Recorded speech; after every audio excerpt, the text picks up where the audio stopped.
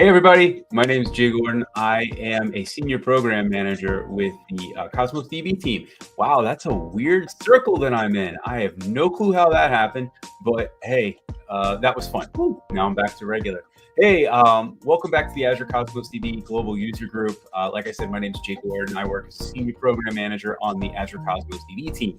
What do we do here? Well, we try to get together every few months or I should say every few weeks. Try to do one of these once a month, and we basically try to talk about how people are utilizing in the community Azure Cosmos DB.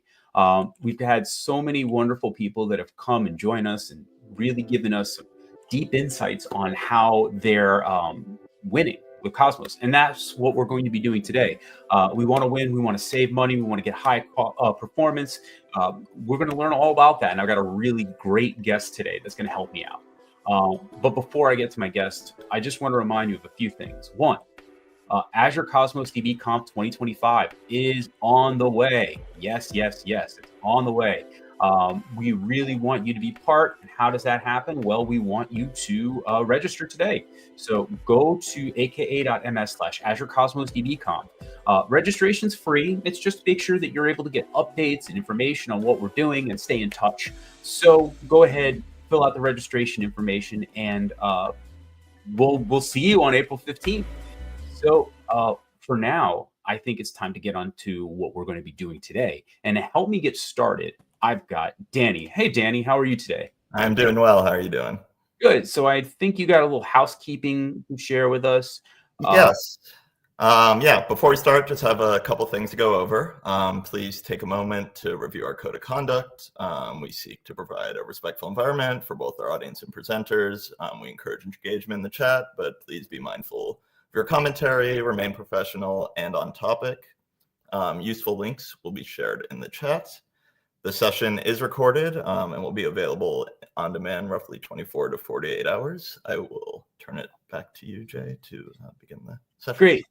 Thanks, Danny. I will see you on the other side. I know you're going to help us kind of finish up. And so sit back and watch because we got some really great stuff from Mike. You may enjoy it. Okay. Sounds good. Cool. See you on the other side. So as I kind of alluded to, the name of today's show is Unlocking the Full Potential of Azure Cosmos DB, Achieving High Performance and Cost Efficiency. So everybody, when they build something, one of the big goals that at least I've always had was not to spend an excessive amount of money on it. And what does that mean? That means maybe you haven't properly tuned your applications, or I should say you haven't properly partitioned the way your data is going to be used by your applications.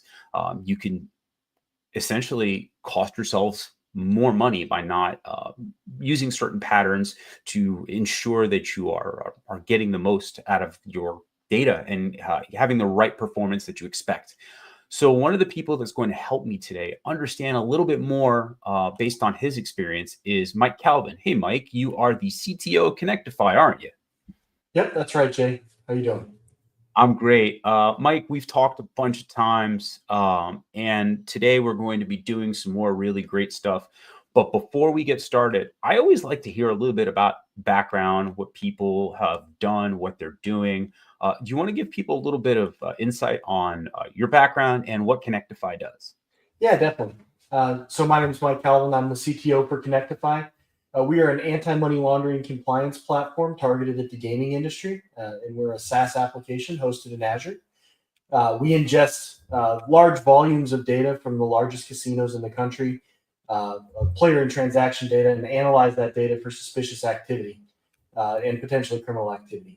So we have a huge volume of data, multi-terabyte database in Cosmos DB already, and growing every day. So we've got a bunch on the performance side, but I've been using Cosmos for a long time, and I'm excited to talk today about some ways to do so efficiently and maybe not break the bank.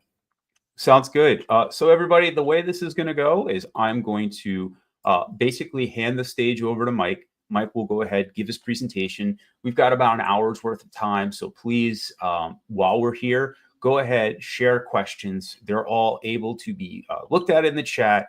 I will be monitoring it the whole time. I'll try to give you some feedback if you have questions, if you have any other things you want to share. And also, I love to hear where you're from and where you're watching the show. So please drop a note in the chat. Let us know where you're watching from. We'd love to hear from you. Other than that, I think we're ready to go. Mike, I'm going to bring up your presentation and I'm going to hand the floor to you. You ready to go? Awesome. Yeah, thanks a lot, Jay.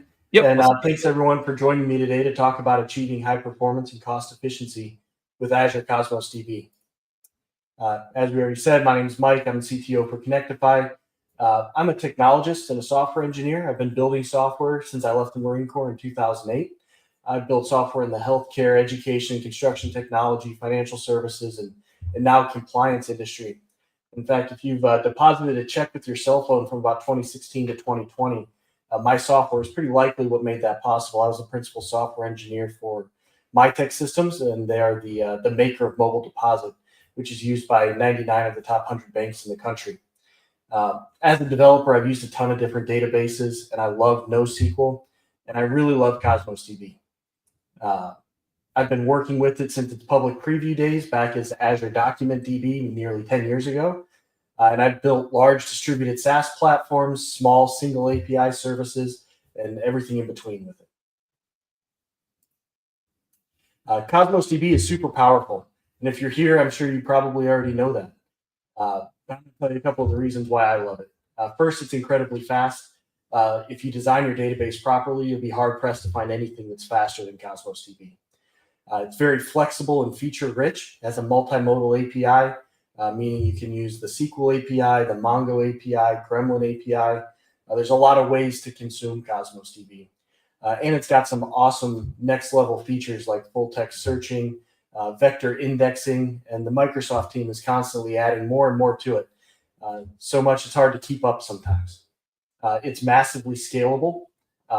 It has near real-time geo-replication, multi-master writing, and is nearly infinitely horizontally scalable, which is super important for a huge platform like Connectify. But Cosmos DB is expensive. God forbid you search Reddit or Stack Overflow for any question about Cosmos DB.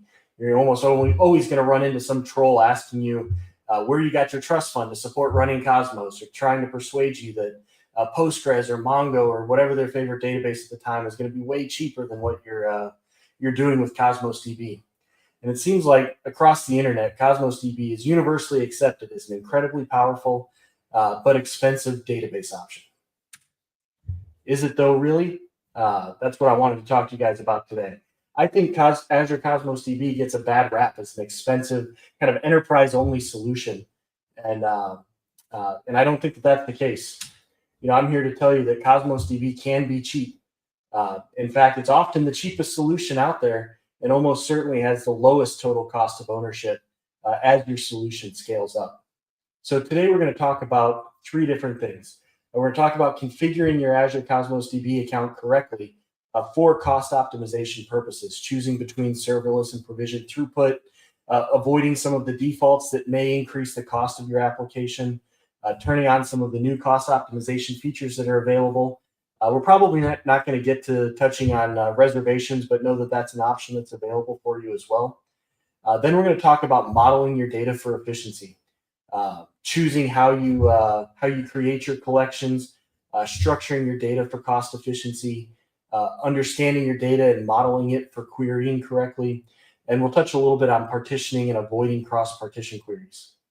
Most of the time. We'll come back to that later.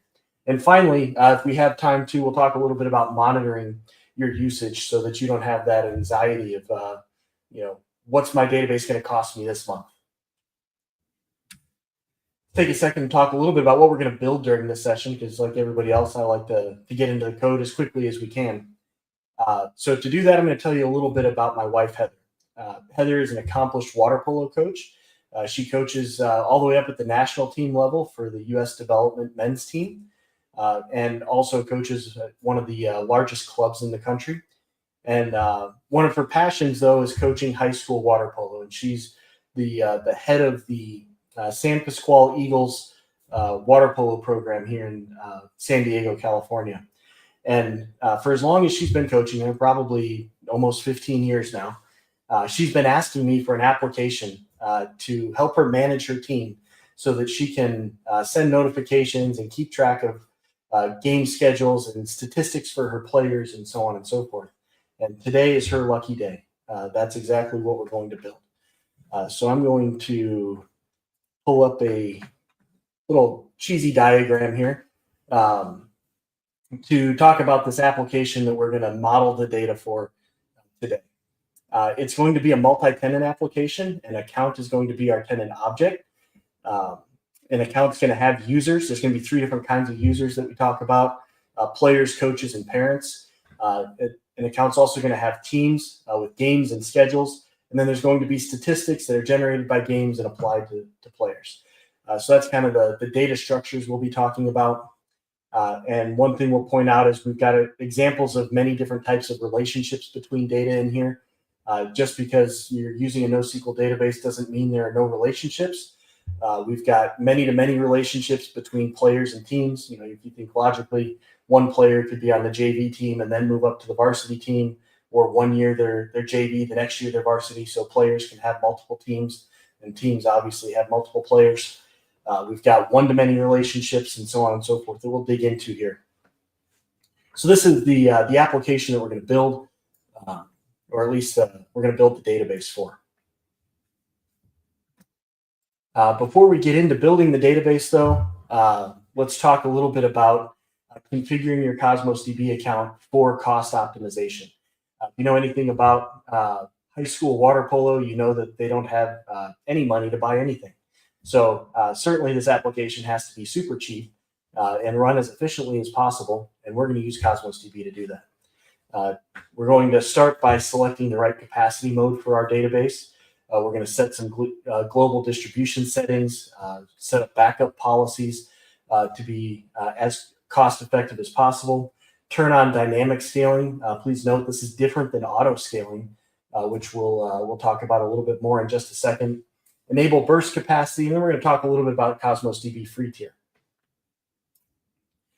So let's take a second and talk about what dynamic scaling is, because this is one of the coolest features that's come out over the last year. To understand what dynamic scaling is, we first need to understand how auto scaling has worked for years in Cosmos. So I'm going to end the presentation mode for a second so that we can interact with this slide a little bit. Now, for this example, we're going to use a database that shares throughput. That database is going to have 4,000 RUs of throughput allocated to it. If you don't know what an RU is, it's basically the reading or writing of 1 kilobyte of data at a super high level. There's more complexity to that. You can go read up on that in more detail. But generally speaking, reading or writing of 1 kilobyte of data is an RU. We're going to allocate 4,000 RUs per second to this database. And in the old way that allocating shared throughput worked, you would evenly divide that throughput between the 2 containers. Back up for 1 second and know that when you have auto scaling enabled, your application runs idly at 10% of what you've allocated for auto scaling. So if I have a 4,000 RU database at idle state, my database is going to be running at 400 RUs. And if I was using shared throughput, 200 of those RUs would be allocated to container 1, 200 would be allocated to container 2. Within a container, there are physical partitions. Now, you as a developer don't really interact with physical partitions at all. It is your job to define logical partitions, which is what these little blue squares are here. And those logical partitions are used by the Cosmos DB engine to define physical partitions. And in the old way of auto scaling, your physical partitions would scale simultaneously together. So if my physical partition 1 started getting really busy and I needed to scale up and maybe add another 200 RUs to my database, because this is a 4,000 RU auto scaling database, I've got 400 RUs provisioned at the time, and I'm going to scale up those RUs. Now, if I was going to do that, if I wanted 200 additional RUs allocated to this physical partition, it would need to evenly distribute those RUs to both containers. So I would need to scale up container 1 by 400 RUs, right? And if I scaled up container 1 by 400 RUs, in the old model, container 2 would scale up by 400 RUs as well. So your auto scaling would look like this. Your containers scale up symmetrically. then your physical partitions would scale up symmetrically as well, right? So for me to get 200 RUs to this collection, I would need 400 RUs to container 1, which would mean I'd need to scale up 800 RUs or triple the size of my idle state database to get 200 RUs to this physical partition right here. That wasn't very efficient. And the Cosmos DB team, at least it wasn't very cost efficient, I should say. And the Cosmos DB team recently, I think sometime in May of last year, came out with what they call dynamic scaling, which is by far the biggest cost optimization feature that's been released since I've been using Cosmos DB. What this does is if I need 200 RUs allocated to this one physical partition because I've got a lot of traffic coming here, it can scale up just this physical partition. So instead of increasing my database size to 1,200 RUs, that's the 800 RUs increasing plus the 400 that already existed, I can instead just increase by the 200 RUs that this physical partition needs, and now it's scaled up to 600 RUs, half the scaling that occurred over here. So super powerful, awesome feature that's come out. I recommend everybody turn this thing on as soon as you can. Anecdotally, I will tell you that at Connectify, we run a pretty large Cosmos DB instance. It runs about $20,000 a month or so for our Cosmos instance in production.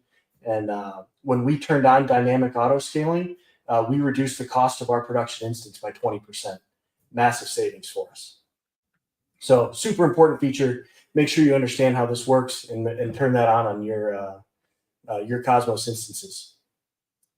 I should turn the presentation back on. We'll just go to this slide real quick because we're about to leave the presentation anyway. The next thing we're going to talk about is designing the database. So before we go up and set up the account, create the database, we're going to talk about what our database needs to look like, right? The first thing we're going to discuss is collections are not tables. This is one of the big mistakes I see people make. I certainly made it when I was getting started with Cosmos DB. I thought, hey, I've used Mongo before, and I've used Postgres and SQL Server, and so on and so forth. So I want to put all of my users in one table and all of my teams in a different table, and so on and so forth. But that's not how you model data with Cosmos DB. Collections are more like folders than they are like tables. So, and what I mean by that is on your computer, if you had a folder, you could have a CSV file sitting right next to a JPEG file sitting right next to a PDF file, right? Data is organized by domain. It's not organized by file type. And in the same way, Cosmos DB collections should not be organized by schema, and instead should be organized by domain of data. And you're going to consider partitioning and a bunch of other things when you decide which collections you need. We'll dig in there a little bit as well. But the next thing we're going to talk about is shared provisioning versus dedicated provisioning for throughput. If you turn on a provisioned Cosmos DB instance, you have the option to share RUs across that whole database, or provision throughput for each collection. And one of the mistakes I've often seen as well is people default to dedicating provisioning for each collection. And if you do that, that means you're optimizing for performance for sure. You're going to have dedicated throughput that can auto scale independently of other containers, but you're not going to be cost optimized. So these two things together cause probably the biggest problem that I see with people using Cosmos DB and thinking that it's expensive. Let's imagine, for example, you had a Postgres database that had 5 tables in it that you wanted to move over to move over to Azure Cosmos DB. And if you did that and you didn't change how you structured your data, you put 5 collections in Cosmos DB and you provision throughput for each of those collections. The smallest you can provision is 400 RUs auto scaling to 4,000. That's going to cost you roughly $35 per collection.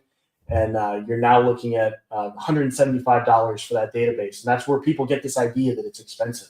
And that's because they don't understand shared throughput versus provision throughput.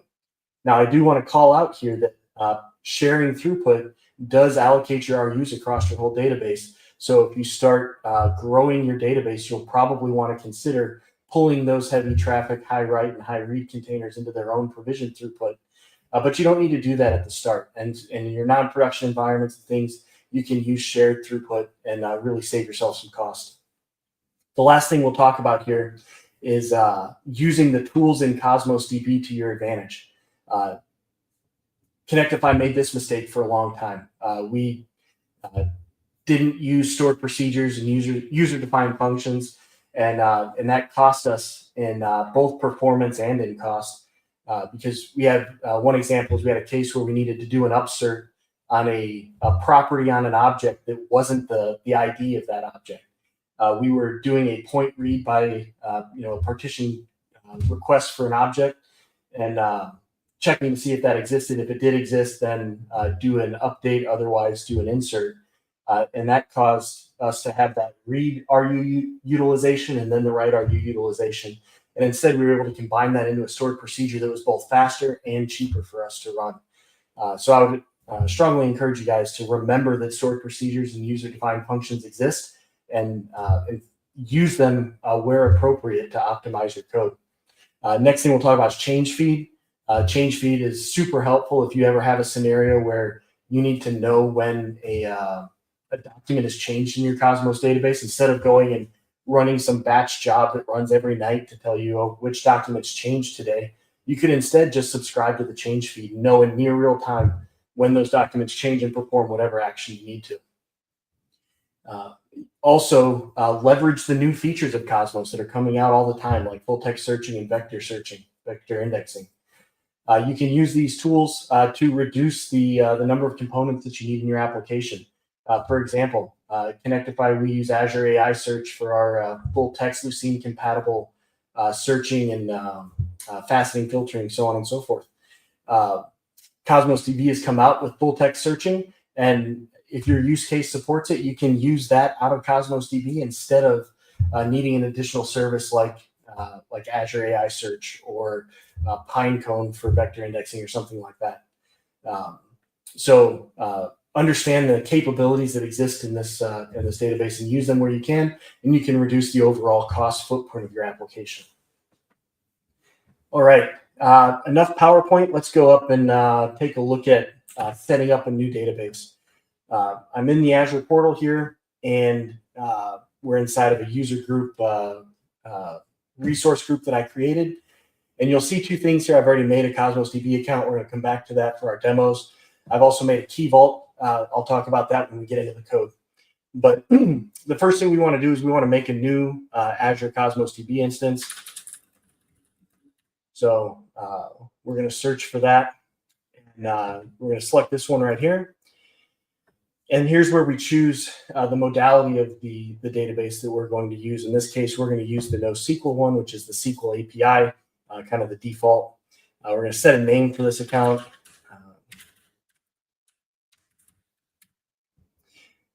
Name has to be unique, of course. And then the first mistake that you could make when you're setting up your account is you could deploy to the wrong region, right? And here you can see it defaulted to US West 3. My resource group is in US West. And if you're not careful and you deploy your Cosmos DB instance to a region other than the region where your compute resources are hosted, you're going to have what's called data egress charges, where you're being charged for data leaving one region and coming into another region. So not only that, but you'll also impact your performance. At a small scale like our application, we're probably not going to notice any performance degradation, but at large scale, you certainly would. So make sure that you choose the region where your compute resources are to eliminate those egress charges that we were just talking about. The next decision we need to make is provision throughput versus serverless.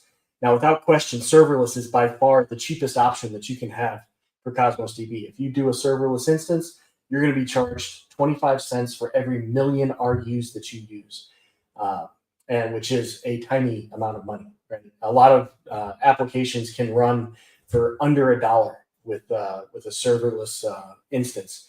However, there is the danger that if your application consumes more RUs or you get DDoS attacked or something, that your cost could skyrocket very quickly because the Cosmos is just going to dynamically scale as your application is requesting more data. And if you don't organize your data properly, you could have high RU queries where you're doing a bunch of cross-partition querying, and that could drive up your cost as well. So with a highly optimized database and your data model set up correctly, serverless will be the cheapest option that you can come up with for sure. But it does require some additional monitoring on your end to make sure that you're able to predict your costs for your account. Provision throughput, in this instance, you would be allocating 400 to 4,000 RUs at a time. And that's like kind of reserved capacity that's set aside for your application. It's always going to be there, and it's going to be charged for the entirety of the month, or for as long as that resource is running, I should say. With provision throughput, you also get a Azure Cosmos DB free tier. That's something you should know about. You can't run cheaper than free. So in our case, we're going to use the provision throughput in the free tier. You can limit the throughput on the account so that it can't exceed your free tier utilization if you want to. So you can rest easy at night knowing that you're never going to exceed your Cosmos DB spend expectations. The next thing we'll talk about is global distribution. Geo redundancy is awesome. That's one of the strengths of Cosmos DB. However, it's also expensive. If you're going to run a geo redundant Cosmos DB, you're going to have duplicate Cosmos infrastructure in multiple regions in Azure. So in our case, we don't need high availability for the Water Polo app, so we're going to turn this off, and that's going to help us save some money. No settings on networking that we really need to talk about here. Let's talk about backup. So Cosmos DB gives you continuous 7-day point-in-time restore for free, which is awesome. We use this all over the place at Connectify, and all of the databases that I ever create have continuous backup turned on. And many of them I go with the 30-day point-in-time restore, but you get 7 days for free no matter how big your data gets. You know, like I said, at Connectify, we've got a multi-terabyte database, and we could continuously back that database up with point-in-time restore for absolutely no cost at all. There's no encryption settings we need to talk about, so we're ready to create our database, right? I'm not actually going to create this because, as you saw earlier, I've already made one. So let's go take a look at that guy and dig into a couple more settings. As soon as your Cosmos DB instance gets created, if you're looking to optimize your application for cost, the first thing you're going to want to do is go to settings, go to features, and turn on dynamic scaling, just like we talked about before. This is where you're going to get that per physical partition auto scaling and really limit the amount of RU utilization that your account has on it. The next thing you're going to turn on is burst capacity. Burst capacity, what that is it's kind of like rollover minutes on your old cell phone plan, where if your Cosmos DB instance is not using all of its allocated throughput, some of that gets banked. And if you have a big spike in utilization for some reason, that spike will come out of the burst capacity, and you won't get throttled or have to scale. The last setting we're going to talk about on this page is diagnostic full text query. This is a huge, important setting that you're going to want to use when you're trying to debug something and understand what's happening with my Cosmos DB instance and where can I optimize. But it also produces a ton of logs. So you have to pay for that log storage as well. And if you're using log analytics, there's cost to that. So you're going to want to make sure that you turn this off when you don't need it and only enable it when you're trying to debug something. And those are all the settings that we're going to set on the database account. So let's go to Data Explorer real quick. I've already got a database here, but let's pretend for a second we don't and make a new one. Here's where you make a new database. You set the container ID here. And in our case, let's call this guy demo2. And the container will be accounts. And we can we need to choose the partition key. Now, one of the things you do when you model your data to be cost effective with Cosmos is you should be using a surrogate partition key. And what I mean by that is you put a property on your object called partition key, and then you can set that property to whatever you need to in your application. We'll look in more detail at this in a minute, but we're going to set this to be partition key. And every object in our database will have a property called partition key. The next thing we're going to do is we're going to make sure we turn on shared throughput. So we get that 4,000 RU auto scaling shared across the database instead of on each container. And I would create this, and then I'd go add more containers using shared throughput. Of course, if you use shared throughput, you can also make containers that have dedicated or provisioned throughput. So don't think that just because you've got a database that you're setting shared throughput on, that you can't dial in certain collections as you need to. As you can see here, we've made 2 collections. We've got a bunch of objects that we're going to make in our database. We already talked about those objects a little bit ago, but we're going to put them all in these 2 collections right here, because as you know now, collections are not tables. They are more like folders, and we're going to put our domain-specific data in each of those containers correctly. So with that, we'll jump back into PowerPoint for a second, and I didn't mean to go to the beginning, so let's fast forward here. All right, modeling your data for cost. We're going to talk about. You might want to switch presentation mode out. Over. Sorry about that. No problem. Just figure you keep moving on. Thank you. There we go. All right. So when we talk about modeling our data for cost efficiency, we're going to talk about 3 ways of relating data in our database in a way that makes our queries as limited as possible and as fast as possible. So we're going to talk about embedding, hybrid embedding, and referencing. I'm going to start at the bottom with referencing. Referencing is like the same thing as what you'd expect in a normal relational database, where you have an ID in one document that serves as a quasi-foreign key pointing to another document in your database. The problem with referencing is it requires excessive querying. So if I wanted to get the data from both of those documents and merge it together in my user interface somewhere, I'm going to have to make a minimum of 2 queries to Cosmos to get it.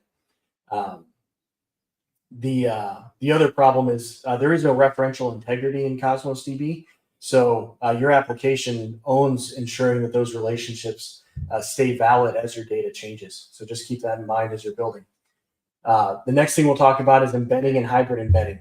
So when I design my data for Cosmos, I want to be able to retrieve the data in most cases with a single query to Cosmos. That's going to give me the most efficient querying possible. So in our case, when we're talking about our water polo app, I might have a player page where I'm showing information about that player. In that player, I probably want to show which teams that player plays on, have a list of teams, and you can click on a link or something, right? Well, I could, of course, use referencing for that and say, hey, this player has this team associated with him, and go query for the player and then query for all of the teams separately. Or I could embed the team data in the player object. And this is a good candidate for embedding because we have a bounded collection here. And what I mean by bounded collection is there's a logical limit to the number of teams that a player can play on. So I know that my data is not just going to scale infinitely to the point that I exceed that 2 megabyte limit for a single document in Cosmos DB. If I have a large document, I may not want to put all of that data in that one document embedded. So in that case, I can use hybrid embedding instead, where I take some parts of one document, embed them in another document, and then use that reference to go to get additional data as needed later. And that's an important pattern to understand. Cosmos DB is not optimized for storage. You're not looking to minimize the amount of bytes that you write to disk. You're looking to minimize the number of queries that you create to present your data in your application. So make sure that you don't worry so much about normalization, and you instead worry about how do I model my data for querying. That's what you want to be thinking about. And with that, we finally get into some code. So I'm going to pull up Visual Studio. Hopefully you guys can see everything all right here. I've got my demo project open. I'll run you real quick through what's happening here. We set up a service collection. We register our dependencies in our IOC container. This is a console app, but I still do dependency injection just because this is how you're actually going to set up your real connection in your applications.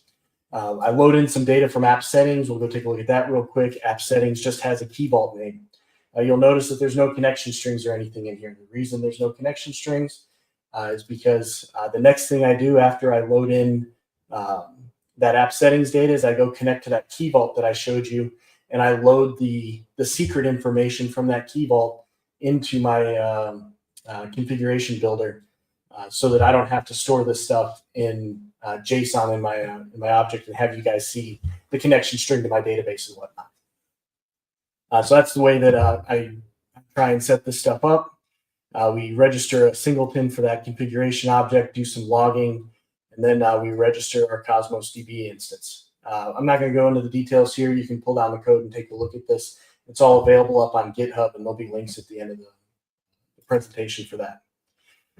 So after we set up our application, we get a Cosmos DB client.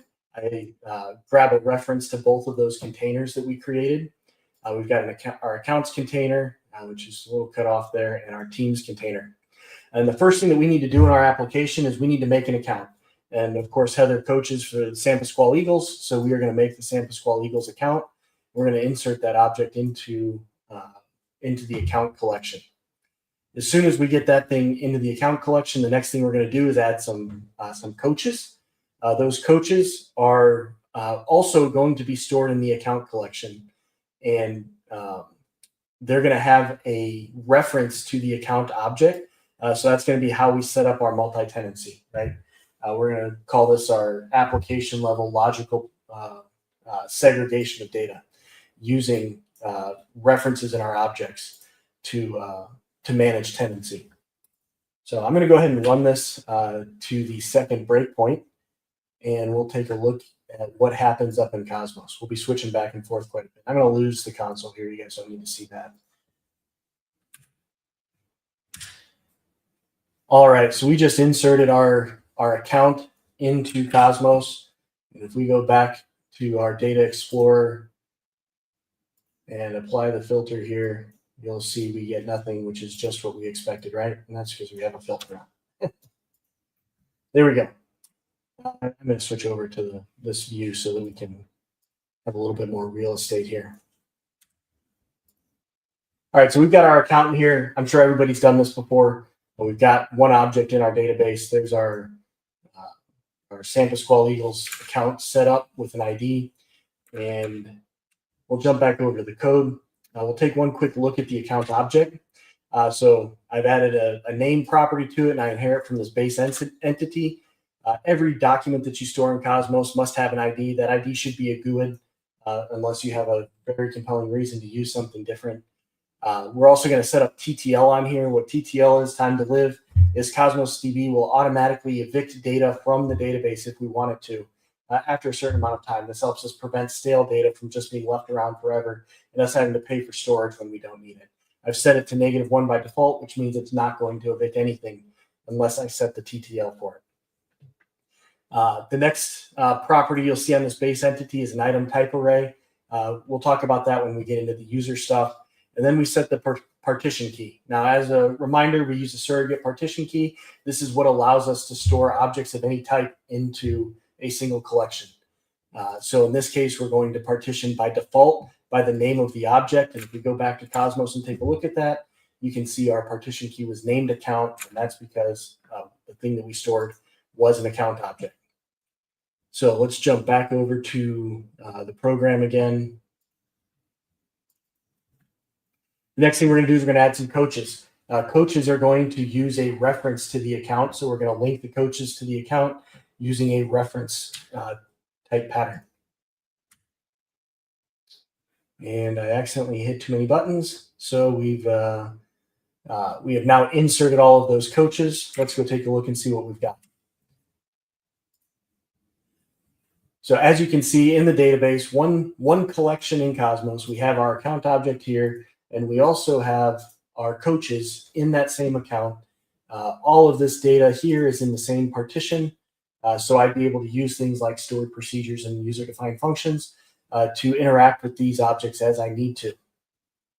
And you'll notice here, this item, or this object rather, has 2 items in this item type array. This is my solution for how do I know which type of object I'm pulling out of the database so that I can deserialize it to its correct data structure in my C# application.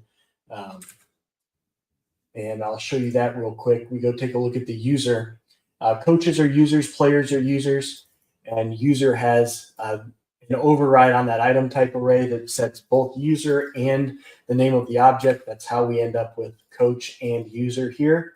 The reason we do that is now it's very easy for me to query this data and say, hey, give me all the coaches if I want to, or give me all the players. That's a very simple query that we'll see in just a second when we step to the next section, which is adding players to our database. All right. So as you can see, we've just added these players into our database. We also set that account reference there. So these are tenant-specific objects. These players rather also live in the account collection. So now I've got an account object, a player object, and a coach object all in the same collection sitting right next to each other, different data structures, right? Now, one of the things you might encounter if you do this and you don't try and use like this item type pattern here to have some type of pointer to the type of object that exists, you might say, hey, give me all of the objects where email is not equal to null. And if I were to do that, I would get back in my C# application objects that are both of type coach and player, right? Because I get both of them back. They both have emails and email is not null.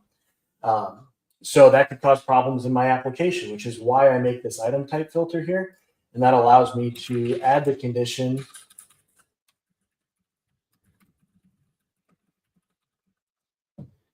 player. And now I make sure that I only get players back in my query. So this is my solution for how I handle this problem of being able to expect a particular type of object out of the Cosmos DB collection without all of those objects in that collection being the same thing. All right, we're going to insert some teams now.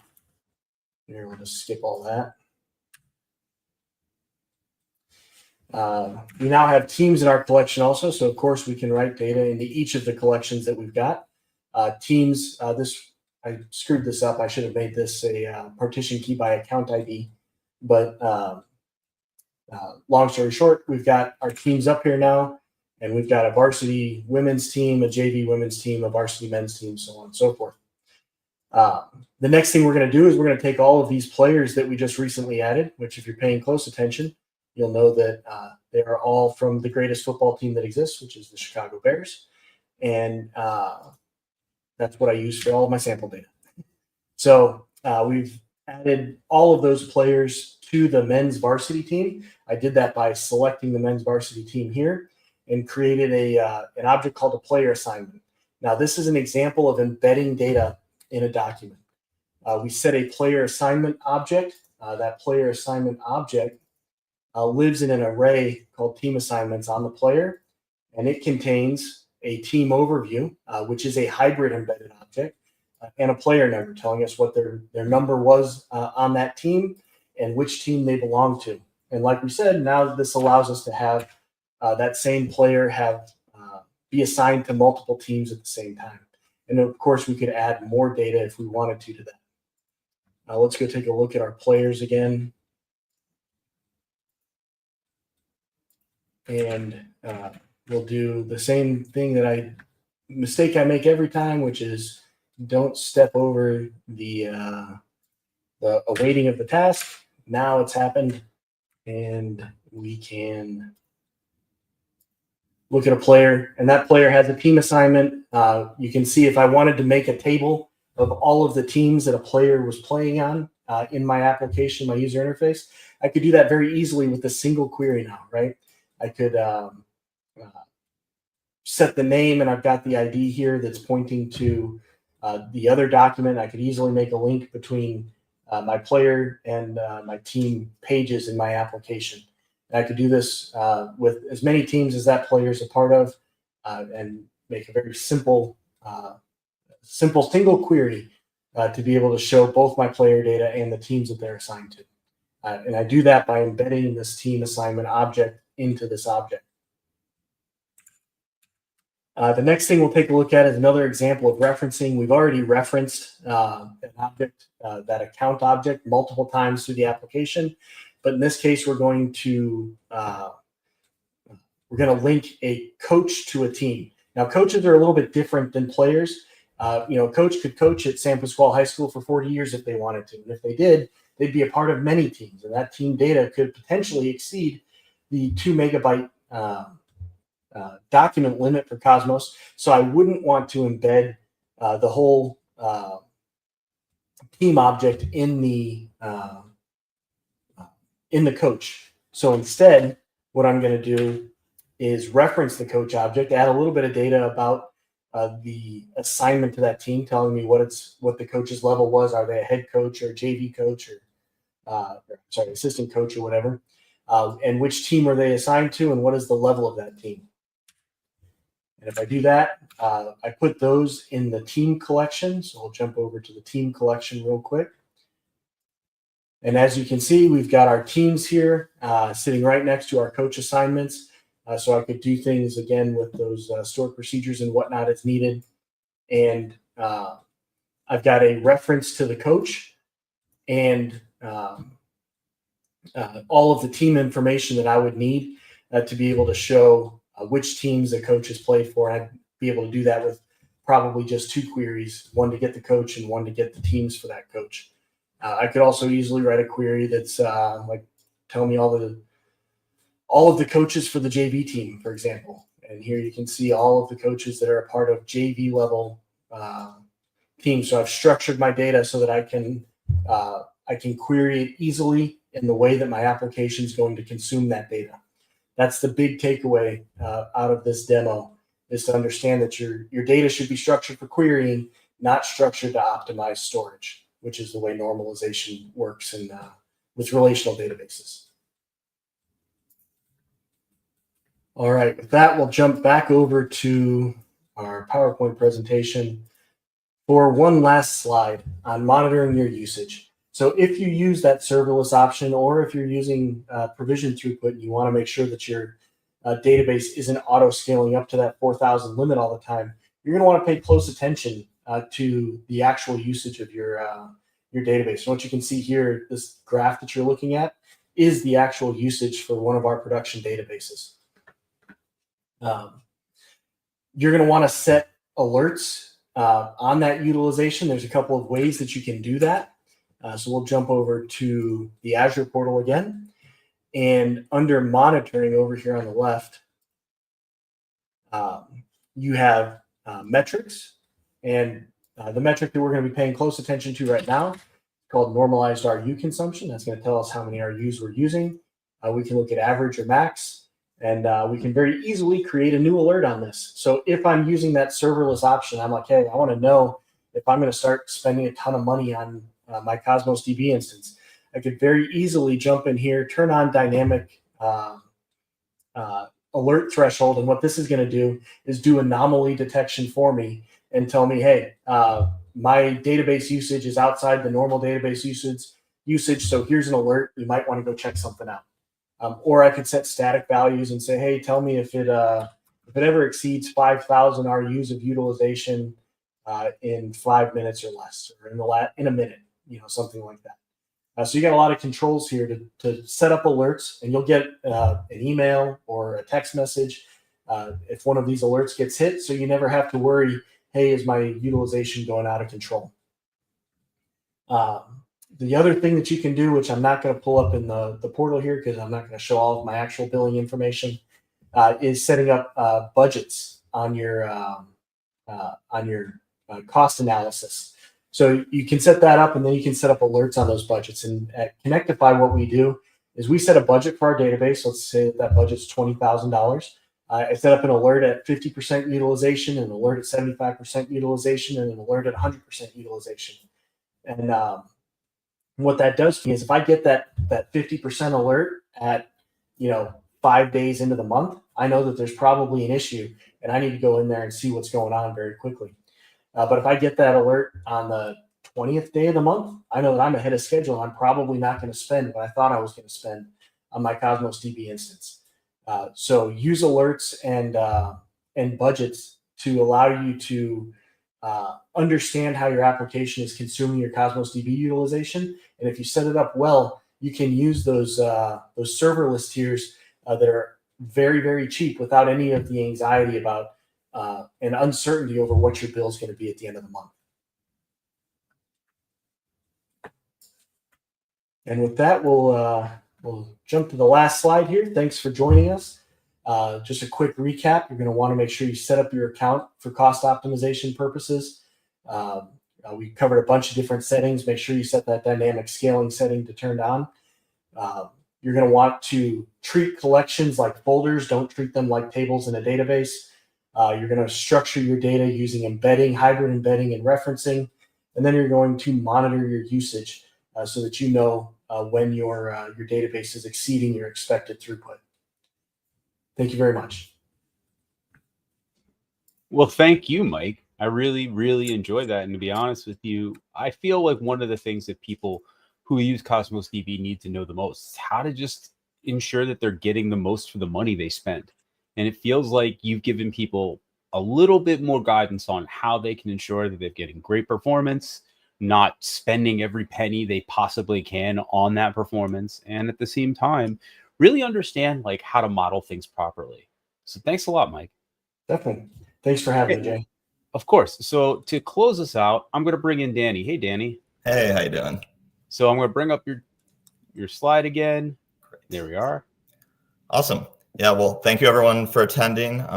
We like to create excellent content like this on a regular basis. So if you could please take a moment to fill out this brief survey, it gives us the opportunity to kind of keep creating things like this and lets us know how you're enjoying all of our events. So thanks again for joining. Have a great day.